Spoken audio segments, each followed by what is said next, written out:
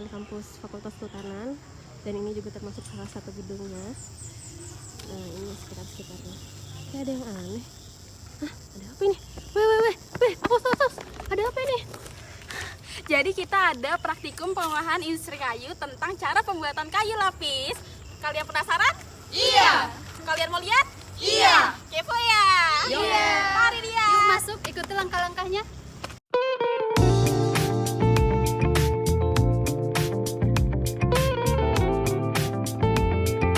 Halo semuanya, seperti yang sudah dijelaskan pada opening sebelumnya, dalam video ini kami akan menjelaskan bagaimana sih proses pembuatan kayu lapis. Sebelum kita lanjut, kita harus tahu dulu apa sih sebenarnya kayu lapis itu.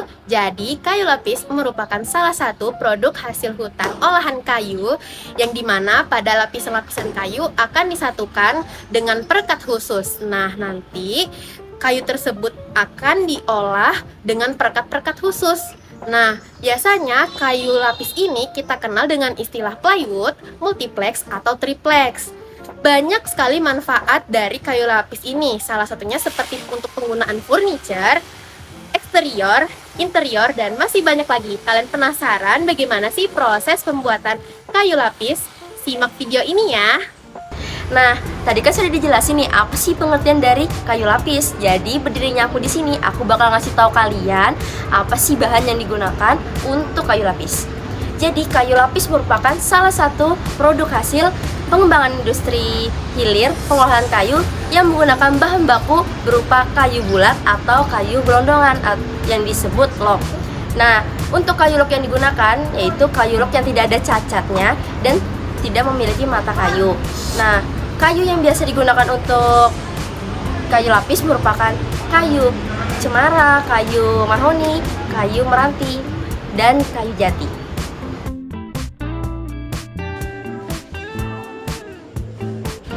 Setelah mendapatkan bahan baku berupa kayu bulat atau kayu log, selanjutnya akan dilakukan proses pemotongan kayu, di mana proses pemotongan kayu ini bertujuan agar dapat memudahkan dalam pengupasan kayu bulat. Mesin pemotong kayu ada bandsaw dan sawmill, di mana kelebihan dari mesin ini dapat memotong dimensi kayu dengan diameter yang sangat besar. Cara kerja dalam mesin ini ialah memasukkan kayu bulat ke dalam mesin, lalu secara otomatis mesin akan menggerakkan kayu ke dalam mata gergaji dan mata gergaji akan memotong kayu sesuai dengan ukuran yang ditentukan. Ukuran kayu bisa sampai 2 meter hingga 4 meter panjangnya.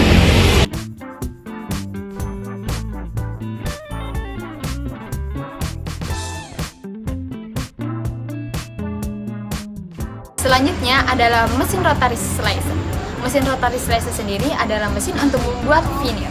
Veneer adalah lembaran tipis yang digunakan untuk membuat plywood dan kayu lapis. Pada metode rotary slicer ini, kayu yang digunakan masih berupa utuh atau kayu log. Lalu, kayu dimasukkan ke dalam mesin. Kemudian, kayu dimasukkan ke dalam half rotary atau penjepit.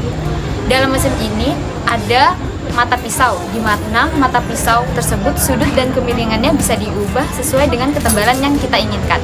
Setelah kayu dimasukkan, lalu kayu kita putar dengan kekuatan menyesuaikan dengan keras tidaknya kayu tersebut. Mesin rotary slicer sendiri digunakan untuk mendapatkan veneer sepanjang yang kita inginkan, menyesuaikan dengan keliling atau panjang diameter kayu log tersebut. Jadi aku di sini bakal ngejelasin alat pengiris veneer slicer, terutama digunakan untuk mengiris bahan papan kayu dengan efisien produksi tinggi. Veneer yang diiris memiliki ketebalan yang seragam dan tekstur yang indah. Hai guys, aku Intan. Di tahap selanjutnya yaitu pengeringan veneer. Jadi alat yang di atas adalah alat clean dry. Proses pembuatannya yaitu bahan kita taruh di atas palet, setelah itu kita beri stick setiap lapisnya. Setelah itu kita masukkan ke dalam alat clean dry. Tetapi stick harus menghadap ke depan ya, agar bisa bersirkulasi. Setelah itu kita keluarkan sticknya dan kita susun secara perlahan agar tidak rusak atau tidak robek. Oke, sesudah tahap pengeringan veneer, kita lanjut ke alat jointer. Mesin yang di atas ini digunakan untuk meratakan permukaan veneer yang sudah kita keringkan. Oke.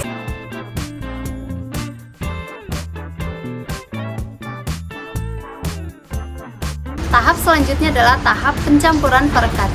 Jadi sebelum perekat diaplikasikan pada lapisan veneer, terlebih dahulu perekat ini dicampurkan dalam mesin glue mixer.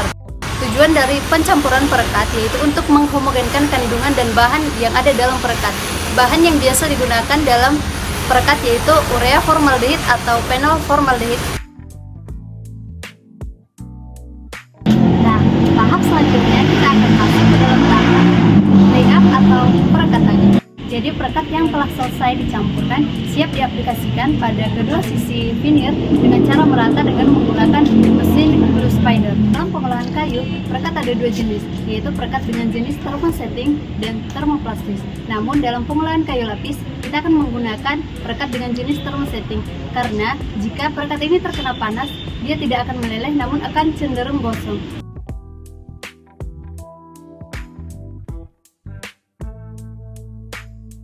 Setelah proses layout dan pengolahan veneer, proses selanjutnya adalah proses pengempaan dingin atau cold press. Mesin yang dipakai adalah mesin di atas atau disebut mesin pengempaan dingin atau cold press. Mesin ini memiliki tujuan untuk meratakan perekat, memaksa perekat untuk masuk ke dalam pori-pori kayu, dan mengeluarkan gelembung-gelembung berisikan udara sehingga kayu lapis atau plywood yang dihasilkan tidak bergelombang.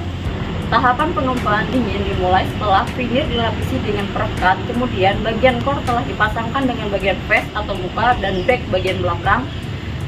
Kemudian lapisan-lapisan ini akan disusun ke dalam mesin pengempaan dingin dengan berlapis banyak sekaligus. Oke, setelah dari tahapan hot press, selanjutnya yaitu hot press, yaitu pengempa panas. Hot press ini bertujuan untuk mempercepat pematangan perekat pada lapisan-lapisan veneer dan mempererat lapisan veneer agar merekat secara kompak. Selanjutnya yaitu lapisan veneer ini besarnya berkisar antara 100 hingga 250 pound. Selanjutnya yaitu pengempaan panas ini dilakukan dengan memasukkan satu persatu calon lembar plywood ke dalam ruang antar plat-plat panas dari press tersebut atau disebut opening. Mesin pompa panas ini dilakukan dengan menaikkan alat tersebut dan menekan bahan kayu lapis. Panas dari bahan kayu lapis tersebut memanasi bahan kayu lapis. Selanjutnya, untuk pemasukan dan pengeluaran bahan kayu lapis dapat dilakukan secara otomatis atau manual. Oke, selanjutnya tahap pemotongan ukuran akhir kayu lapis menggunakan mesin scissor. Mesin scissor bertujuan untuk memotong atau membelah bagian posisi pada kayu lapis, yaitu kanan, kiri, depan, dan belakang. Kemudian ada mesin sander, yaitu mesin untuk menghaluskan permukaan kayu lapis pada bagian depan dan belakang kayu. Nah, setelah itu kayu lapis akan memasuki tahapan grading yang nantinya akan menentukan harga dan kualitas kayu lapis yang ditandai dengan huruf A, B, C, D, dan E, di mana huruf A merupakan kualitas kayu lapis yang sangat baik, sedangkan E merupakan kualitas kayu lapis yang sangat buruk. Selain proses yang saya jelaskan tadi, kayu lapis akan melakukan pengujian seperti untuk menentukan kualitas, kekuatan, dan kelenturan kayu lapis tersebut. And the last, kayu lapis, veneer, ataupun triplex yang biasa kita sebut bisa langsung dipasarkan, baik pasar lokal maupun internasional. Oke, mungkin cukup sekian and bye-bye.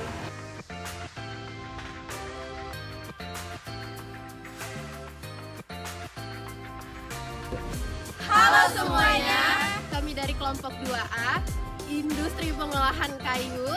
Jangan lupa untuk Like, comment, subscribe, dan share. Bye.